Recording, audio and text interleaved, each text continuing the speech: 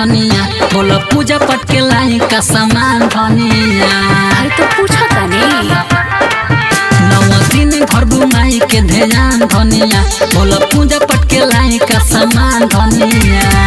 सुबह देवी माई के सी तारटा कवाई के चौपकी लगाई के चुनरिया देवी माई के लई हमी नवाई के चुनरिया देवी माई के।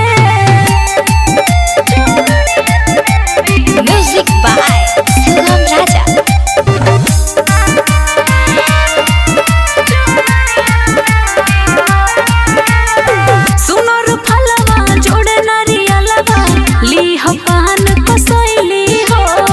लिस्ट बना के हाली से दे दो लावे लाए गो थैली हो।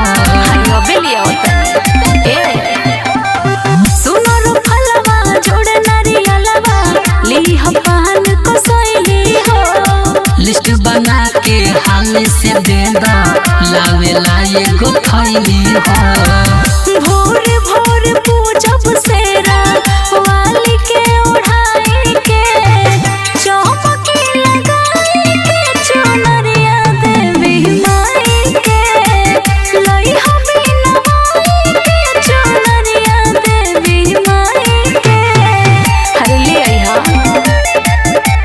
Music by Sugam Raja.